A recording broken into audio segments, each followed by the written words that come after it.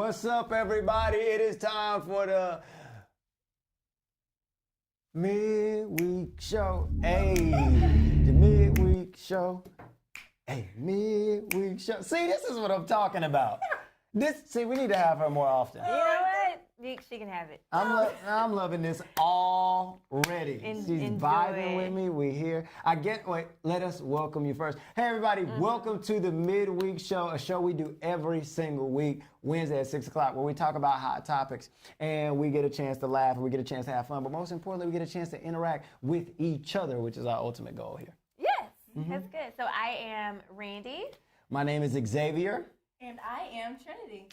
One of us is new. I wonder who that is. Yes, okay, so Trinity is new. Trinity, okay. Elevator speech. Give everybody a preview of who Trinity is. Oh, wow. So, No pressure. Really? Really? All the pressure now. Trinity is a creator. I'm Oh. somebody that Trinity enjoys is a doing everything you can think of. I love doing my own nails, my hair, but I really do find fulfillment in making people's day, giving them a reason to smile. So this is something that I really love to do, so I'm really grateful to be here on the show with everybody. But also, too, I'm an artist. I love the arts. I love dancing, singing, acting, so very creative. Well, this is Trinity's show now. Right. I think I'm done here. I think her elevator speech is better than mine. Right, I can go ahead and take this off and just No. go sit down over there somewhere. What's your elevator speech? How do you introduce yourself to people? Okay, normally I would have the lights get lower and all of that stuff. And I say, Smooth jazz start playing in the background. I say, how can I want to classify myself like Trinity did. Like, she didn't say, hey, my name is Trinity, I do such and such. She said, I'm Trinity, the creator. I am the creator. She was here before Trinity. Tyler. Right, she was the creator before Tyler made it cool. I'm telling you. And so I don't know what my elevator speech would be. What would yours be? I'm rewriting it now. I'm like, woo! What I have I can't follow been that. doing with my life? I cannot follow that. I might be Xavier the Eater. Alrighty. Be careful. I mean, You don't want to eat Oh, too much. it was just a warning. It wasn't shade. are you implying that I'm getting fat? No. There's just nothing wrong with that. If I'm gaining weight, just let me know. Oh, I'll let you know. You don't ever have to worry about. We have a very honest I think you should be partnership. Randy the Rude. No. Yes. Miss No. Randy the Rude. See, Trinity, she's like, I am not rude. No, I'm she's funny. honest. Yes. Yes, Honest I think and you funny. should do. You're Miss Randy the Rude. I want to say hey to some people down in the chat. What's up, Jet? Jet. What's So good to see you, Jet. The Burleys are here. Hi, Hey, birdies. Oh, Stephanie's trying to figure out how to afford this to her son. Yeah, you hit the little share button. It's like a little arrow under it, and you can text it right to him. We'd love to have him. Jet says he was going to say that.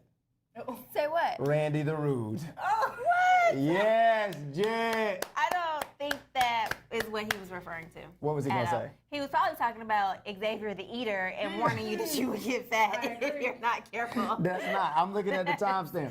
Jet, you got to let us know. There's no, a look at that. Randy the Ruthless. Oh my gosh. Exact. The world finally sees Oh my God. what we see every single day. Wait, the Burleys? I thought we were. Ruthless is not a bad word. There's nothing wrong with being ruthless. It's just an evaluation of your character and state of being. Wow. Wow. Oh, wow. Character and state of being. I'm just saying. Jet, you got to let us know. You Okay. got to let us know. Oh, Right. Pastor Andre, like, what they say about Randy? Oh, they over here talking about I'm rude and ruthless, Just everything. cutthroat. I had this old teacher, she would say, hey. That's it, she would just say, She hey. would just say, hey. No, I'm messing with wait. you. She would say, if the shoe fits, you might as well lace it up and wear it.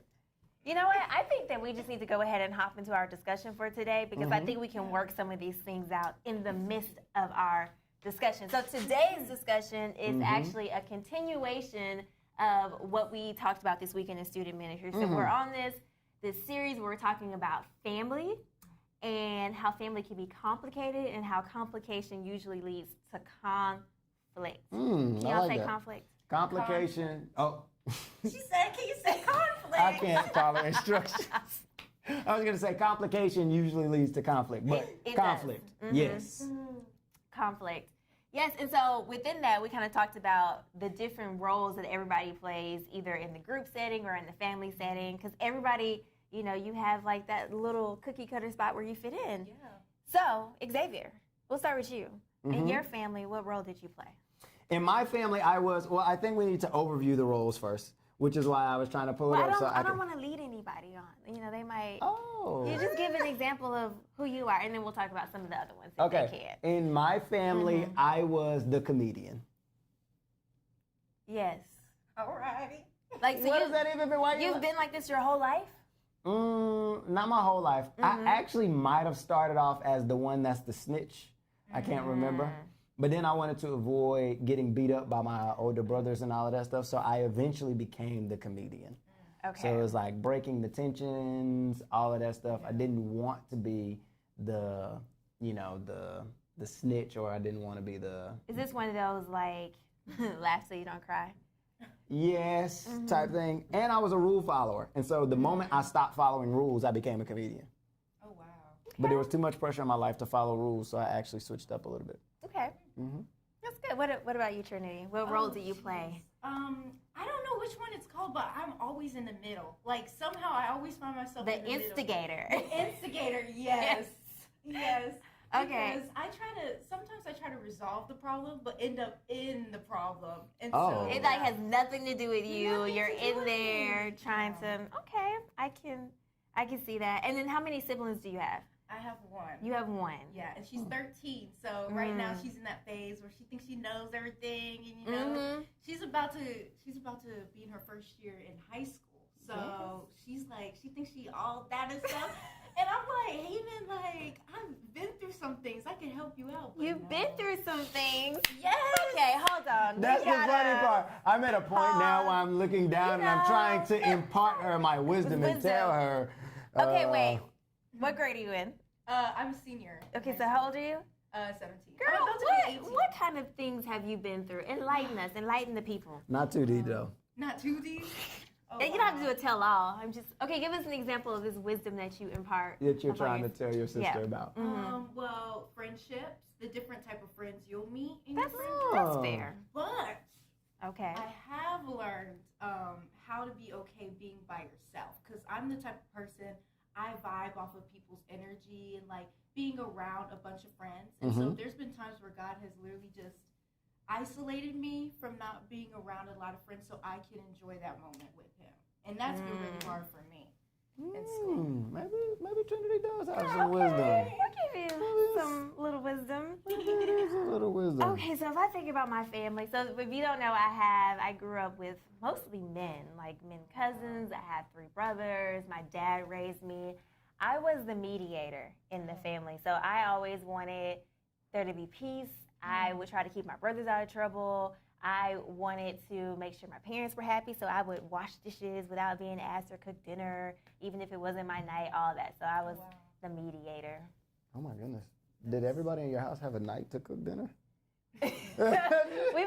I know that's not what it was about. He was like, I cook dinner even if it wasn't my night. I'm like, wow, did your siblings split the cooking responsibility? Maybe. Oh, I mean, that's interesting. Not necessarily like all my brothers, but I mean, I cooked a lot. I remember cooking since I was 12 or 14. Wow. And then my younger brother was born when I was 12. So it was splitting the duties with my stepmom and my dad because he worked crazy hours, keeping peace that way. That makes sense. Yeah, I grew up with siblings, all brothers. And similar to you, I had a younger brother when I was like 15, so he was born when I was around 15. Yes. So we didn't really grow up together, but I grew up the youngest of 3 boys. And so there was me, I had a brother that was 4 years older than me, and a brother that was 4 years older than him. So I grew up the baby boy. So like I said, I started out the one that followed the rules. I was the rule follower because I was the baby. But then after they kept getting in trouble, I was like, ain't no need for me to follow the rules either. I'm the comedian now. That's so funny how that I saw my brothers getting in trouble, and so I was like, I refuse to get in trouble like them to go through with it. I learned from their mistakes. You were like, they ain't dead. No, I should clarify that. When I say I didn't care about following rules, I meant there were, and I'm not saying this is right, there were rules that they broke so badly that I could do all the normal kid stuff and then it not be a problem. Like they were so far left that I was like, if I don't clean my room, I'll be fine. Oh, wow. Yeah, like if my room is the least of our family's worries right now. Got So it. that's what I mean. Like I can be the comedian. You were able to slip through the cracks. Mm-hmm. Got it. And actually it turned out okay. I Yeah. did. My freedom transferred into some stuff. But yeah, we want to know what you are. So I saw the Burleys dropping down some stuff. There are 8 of you guys. Wow. Yes. 8 of them. And we have nights to cook dinner. All of you? No way your youngest siblings have nights. That's good. It's a good start, though. What you think? Probably. Look, my kid's about to have nights if they can stop messing stuff up. Your kid Leaving the will. stove on. Oh, Your oldest kid will almost burn the house down. Probably. At what age, I have a question. This is a random question before we go back to conflict. At what age did you or do you or will you start cooking? If you already cook, what age did you start? If you don't yet cook, when will you start cooking? What if they don't want to cook? Well, It's just like I learned that with this generation that there are a lot of them that don't want to drive. what you mean by this generation? Gen Z? Yes. yes. Don't talk about us like that. I forgot you were 12. Sorry. Moving on. I'm not 12. I'm a big boy. I'm a grown man. Barely. I'm a grown man. I got a whole wife. But yes, at what age will you start cooking? 3 of us, the youngest that cooks is 13. Okay, that's good. Or at least 10 is when Daniel's you talking about start. he got nights to get takeout. That is not the same thing. 8 for all. baking, 10 for cooking on the stove. Oh, that's good. That's good. Oh, actually, no. I wouldn't have trusted myself at 10. Really? Mm-mm. What? I mean, there's like Master Chef Junior. They're like 6-year-olds out here. This is literally Master Chef. Junior. Junior. It's not like they've been working in a restaurant for 20 years. Gotta start somewhere. Okay, so after you tell us what age you start cooking, what role do you play in the family? Maybe you're the instigator, maybe you're the comedian, the mediator, maybe you are the stay to yourself kind of person, like leave me alone, you're the avoider. Maybe you're the smart one, maybe you're the rule follower. What role do you play in your family as we navigate this conversation on how those roles look in conflict and how maybe God is calling us to be a little bit better or to approach the situation a little bit different. But first, I want to answer this question, and I'm going to ask Trinity. Trinity, what is your view of conflict, just in general? How would you define it? What is the role of conflict in relationships? Ooh, okay, this is a really good question. I know, I caught you off guard. You weren't ready. Geez. How would I define conflict? Conflict is something that I think doesn't have to happen unless you kind of give it a reason to. So, for example, like if you see that the kitchen is dirty and your mom is going to ask you, hey, can you clean the kitchen, you know, do the dishes, you know for yourself, like I could help out the family and maybe avoid a conflict later on if I get it done now. Versus if your mom told you it's going on 10 o'clock p.m. and you still haven't done it. So it's something I think we can easily avoid. We just sometimes choose not to. And I think sometimes we can find a solution to things, you know, before it gets bad. So Okay. No, I like that. I like it. Yeah, It was insightful. Yeah, it's very insightful. Thought about it. Okay. I think that. Oh, is it my turn next? Yes. Okay, cool. I think I agree with you. I think that conflict can be avoided sometimes, but I think Especially that that type of situational conflict that Correct. she gave an example of. yes, I think there are different types of conflict. To your point, I think there's a conflict that we can avoid. It just says, "Hey, this is happening because my parents asked me to do something, and now I'm in trouble." Like it's like you said, there's a situation happen, and now I could have avoided it by just getting ahead of the conflict. But I think there's sometimes conflict that happens because there's just difference in opinion. So like if you and I have a different opinion on anything, whether it is sports, politics, how we should set up this room, whether you like yellow and I like pink or whatever it is, then there are those types of conflicts which aren't able to be avoided. And I think that it's important for us to understand how to walk through conflict just because it will help us to grow in those relationships. So most of the relationships in your life that go bad will go because you don't handle conflict well. Yes. Yeah. Because I think like a simpler way maybe to define conflict would be a conflict is any time there are two different opinions or thoughts on a situation or an idea or whatever. It's the day after election day. We saw a lot of different conflict, but that doesn't necessarily mean that it has to be a negative thing. Mm-hmm. Conflict says that you think the room should be painted blue and I think should be painted purple. Mm-hmm. So I think there are situational conflicts that we can't avoid, but when it comes to relationships in life, there are things we can't avoid. Yeah. You want to have lunch with me. Oh, I'm sorry, I have a conflict on that day that you want to have lunch. So I think that with a lot of people, we hear the word conflict and it makes us uncomfortable. But it doesn't have to be. Mm-hmm. That's true. I agree. And so when we're going to continue the conversation, and I will admit, can I have a transparent moment? Yes. Okay. It'll be safe. Okay. It's always safe. I know this one will be safe because it's not even that deep. My phone died. And so I'm not down in the chat with you anymore. So I'm looking on the left and the right while we're talking. So, but as I was going to say, as we continue the conversation, I would think we really just do want to hear you guys. Like, what are some, like, when you think about, like, the conflicts in your life right now? I don't know why I'm holding my mask. When you think about the conflicts in your life right now and just reflect and say, man, what are the areas in my life that I have a way to grow? When I'm in a disagreement with somebody, how does it generally go? Does it go with one of us walking away? Does it go with somebody angry? Does it leave and go this way, this way, this way? And just analyzing and thinking about the conflict in your life, because we can actually see conflict as a bridge to get better. Absolutely. And Jesus is calling us to look more like himself, more like Christ in the way that we grow, in the way that we handle conflict. Because the truth of the matter is, I would challenge you, if you're not having conflict in your family and your relationships, then you're not challenging one another and spurring one another on to better deeds, better thoughts, better action, better words. Like, I would not be a good friend to you if I've never called you out on something. That's true. And if I'm calling you out, then you're bound to disagree with what I'm saying, and we have to work through that. And so either I'm wrong, you're wrong, we're both wrong, but there has to be a conversation if we're going to help each other grow spiritually. I agree. So I have a question for you guys to both answer. So I think when conflict arises, because it will, just like when conflict arises with me, with everybody who's watching and tuning in, I think whenever a conflict, they stay here. I think whenever a conflict arises, you have to ask yourself, how do I respond when conflict happens? And there's a lot of different things. There's like the avoider, blah, blah, blah, stonewall, blah, blah, blah.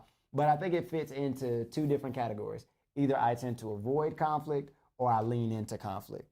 And so I'm going to ask you guys, are you typically people who avoid it? Like, hey, I don't want to argue if I don't want to, blah, blah, blah. Or do you think you're more of a like lean in, like, oh, no, let's have the conversation. This happened. I want to have it. You want to go first?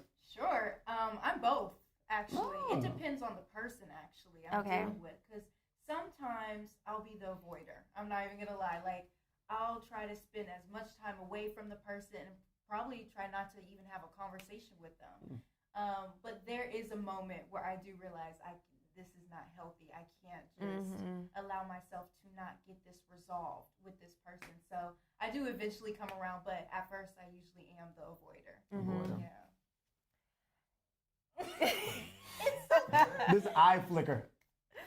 Yes. Okay. So I definitely am not the avoider. I lean into conflict, and I think I have gotten it. It has my approach to it has become a lot more healthy over time. I no longer see conflict as a personal attack. Like, if we disagree, doesn't mean that you don't like me, you don't love me. I've learned to be tactful. I've learned to deal with the issue at hand and not the person. Because, I used to come for people. Ooh, hey. No comment. I don't come for you. I come for the things that you do. I didn't say a word, but I tell you what, a guilty conscience will speak. Your face. You're making a whole face. Did y'all see that face Pastor Xavier was Might making? see some conflict right now. But you know what? You want to role play? typically, here's what I got a beef with you right now. Okay, it's okay. We don't have enough time. Typically, here's how I am in conflict. I am an avoider. I tend to as I've been told, I tend to throw people away. Which is why I have to lean in. Yeah, anyway. I think that when I have a conflict, and it used to happen with my parents, it used to happen with my friends. When I was dating my now wife, it happened while we were dating. It happened while we're engaged. Now it happens when we're married. I lean out of it. When things get too intensified, I go, this is not worth it. And I tend to shut down and tune people out and not listen. And I think that knowing that when I was younger helped me to make decisions in advance of how I responded to my parents. Yeah. Because I knew my dad would say something that I didn't like, I would shut down, and then he would call me ignoring him, and I'd get in even more trouble. So it helped me to respond to that. I think that with my friends, it made me go, okay, are they telling me something that is for my good and that helps our friendship get better or not? And then, of course, just in marriage saying, hey, is this something that's going to take our relationship to the next level, or is this something that's going to not be a good use of our time? It allows us to work through that together. But I think you have to know what category you fit into. What are they saying down in the chats? I want to talk to the people. Oh, I mean, most people are saying that they're avoiders. Taylor's House of Curls says that it depends. I think a lot of people say it depends. I think that with those people where it depends, I think in a lot of these situations, I think it depends on how much influence we have and what the nature of the relationship is. If we feel like we have more power than that person, a lot of us are bolder when it comes to dealing with conflict. But I mean, if we are to call ourselves Christians, then Jesus is telling us that even when it's uncomfortable, we have to have some of those tough and those hard conversations. Yeah. But I will share some of the lessons that I have learned with dealing with conflict, since I am a pretty direct person, as I've heard. And I'll use my marriage as an example. Me and in my early years of marriage, and my husband is not an avoider either. With Pastor Andre. He's so cool. We had some pretty big fights. But one of the things that helped me that I'll never forget is in every situation, in every conflict, you have to be willing and you have to be intentional at looking in and saying, how have I contributed? Because remember, when there is a issue where someone has upset you or offended you, you really have to look and say, hey, have I brought baggage into the situation, or how have I offended? Now, if it's just a situation where you're trying to help somebody grow, or we just need to grow through this, I think the second thing you want to say is, how can I lovingly help someone grow through the situation? And it just make sure that you're not attacking or just speaking from a place of emotion. And y'all, it's hard. It's hard to. And I think it's like what the Burleys are saying in the chat as I glanced over at you guys' phone. They were talking about this scripture that talks about taking the speck of sawdust out of your brother's eye. And it talks about essentially saying, hey, look at you. This is what you look like. You're trying to take a speck of sawdust out of somebody else's eye when you have like this log sticking out of your eye. It says, hey, remove the log from your eye first, and then you can see clearly to take the speck of sawdust out of your brother's eye. And I think that's what, or sister, and I think that's what we have to consider when it comes to conflict. It is, hey, in this situation, how could I have done better? Yes. And once I deal with my own baggage, I can now see more clearly to help the other person. And I think 9 times out of 10, a bunch of the conflict we'll deal with now is with our parents. Which, let me help you, does not stop when you leave. It does not stop when you leave. Do you still deal with conflict with your mom? More so my dad. Oh, with your dad? No, he texted me this morning. Still deal with conflict with my mom. We don't even live in the same state. Right. In a different state. I'm a full-grown adult. Full-grown. I can parent and. Legit. I got bills. It doesn't stop. I pay for blankets and toilet paper. Like the other day, I bought a deep freezer. It's weird. Like I got all this adult stuff. But the point is, dealing with conflict with your parents, it does not go away. So first, introspectively, what have I done to offend my parents? What are they trying to get me to see? And once you deal with your piece of it, you're still not ready to go and tell your parents, but this what you did wrong, so that's not the thing. But the point is, it always starts, before you enter into conflict, it always starts with going introspective first and saying, how could I have made the situation better or different? Yes. That's so good. How do you deal with a parent that thinks they never look at their mistakes? They always, point the finger at you, and they never take time to investigate what they could have done better. How do you handle that? Yes. And I will tell you, I think we hear this question a lot, that it's not your job to lead them. You can lead up by, once again, evaluating yourself to seeing how you have contributed. Because in most situations, I would say it gets better over time if you can enter into the conversation and just be honoring and respectful and apologetic. Over time, they will see your maturity and they'll stop sweating some of the small stuff. Like, seriously, you can't fix them. Honor them and lead up through your actions and your obedience. I had a mentor who used to say, you can be, and I feel like I say this a lot, you can be dead wrong, but you can also be dead right. Meaning that there are times where you are right, quote unquote, in a situation, but the situation turns out worse for you because you fought the wrong battle. Yes. And so I think that when it comes to our parents, oftentimes the battle it's never a good time to fight a battle against your parents. Because once again, now you're saying, hey, I feel like I know more and I need to teach you something, which will never, ever come across as good. And don't you imagine yourself arguing with somebody who is 10 or 15 years younger than you. Imagine a 5-year-old trying to tell you, here's what you don't understand. It's like you and your sister arguing. Oh my gosh. Yeah, you're like, hey, you don't understand. I got wisdom. I got stuff I'm needing to tell you, and that type of stuff. And like that's what your parents have felt a little bit of that as well. It's like they're trying to help you, and so I think that in a case like that where they don't acknowledge it, if it is not sin, it's just preference. So if they're not asking you to sin, then I think it's just worth the obedience. Yes, and Would you say parent? I will say this. That, and not even as a parent, but I think as an adult looking back on some of the things that my parents were calling me to do or calling me out on, that we can't see the full picture. We can't see down the road. So there are some things that they're trying to work out in you and trying to work through that you can't see the whole picture. So be silent and shut your mouth. Yeah. and just grow. And I think Pastor Xavier is right. I think that and a lot of times this is preference. We want to do something or we feel like we have the right. We have come of age and earned the right and the ability to, because we grown now. But they're like, no, sit down. Y'all were talking to me today because I'm about to turn 18. So my mentality has been, I'm about to be grown, and y'all just checked me right here. So stay a kid as long as you can. Being 18 is only fun while you're 18. 19 through 23 is trash. Oh my goodness. You want to go back to being a kid so bad. 18 is fun. Well, trash is not. It's not a good word. I'm just saying it comes with more responsibility and all of that stuff, which I think we could talk about next time. We have a question. So what do you do if you get in trouble for a misunderstanding or miscommunication? Yeah.